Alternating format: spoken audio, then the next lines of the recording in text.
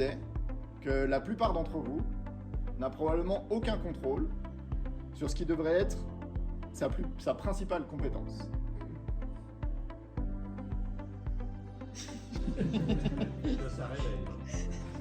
Et là, je vous invite à questionner ce que ça provoque pour vous, cette phrase.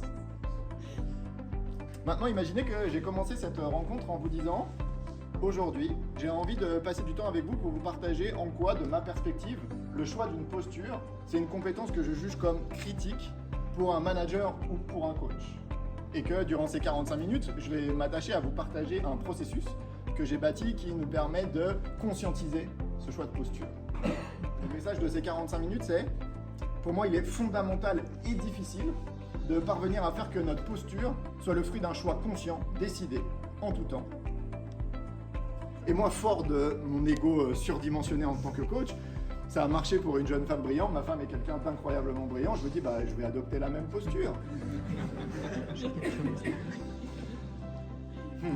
Donc on s'assoit. Puis je lui dis, ok, parle-moi, etc. Et puis là, je commence à faire mon bon abruti de coach. Et au bout de 5 minutes, ma femme m'arrête. Et mais qu'est-ce que tu fais? Elle me dit, moi j'ai pas besoin d'être coaché, j'ai besoin de parler avec mon mari.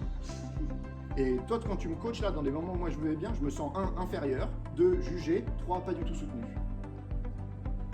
Dans l'un, j'ai une super recommandation LinkedIn en disant, il y a cet entrepreneur qui dit que je suis un coach incroyable. Et de l'autre, en incarnant la même posture, en faisant appel aux mêmes compétences, à la même qualité de présence, ma femme me dit, tu vas dormir sur le canapé. Et pour moi, c'est important là qu'on acte, parce que là, il y a quelque chose de fondamental qui se joue. C'est que la plupart d'entre nous fonctionnent avec un éventail de postures assez limité. Pourquoi? Parce qu'on a appris, on y reviendra plus tard, que dans certaines postures, on est renforcé, parce qu'on nous a fait des feedbacks constructifs, parce qu'on a été éduqué de quelle manière, parce que notre histoire personnelle fait qu'on a eu des réussites là-dedans. Ce qui m'amène à cette première question, qui est pour moi une question surpuissante, que j'utilise probablement 500 fois par jour et que j'ai utilisé 3-4 fois depuis le début de cette conférence. Quelle est mon intention? Pour moi, sans clarté à cette réponse-là, c'est impossible que notre choix de posture soit pleinement aligné avec ce qu'on a envie d'accomplir.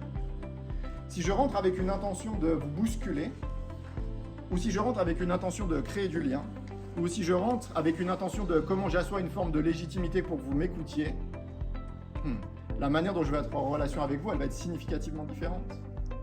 Et donc pour moi, obtenir de la clarté sur cette réponse-là, c'est quelque chose qui est surpuissant dans tout domaine de notre vie, pro perso.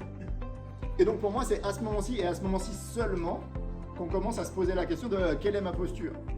Parce que pour moi, la posture n'est qu'un moyen de servir votre intention. C'est pas une finalité. La seconde, et pour moi c'est ça qui est intéressant dans ce processus, c'est que ça repose sur une capacité de connaissance de soi profonde.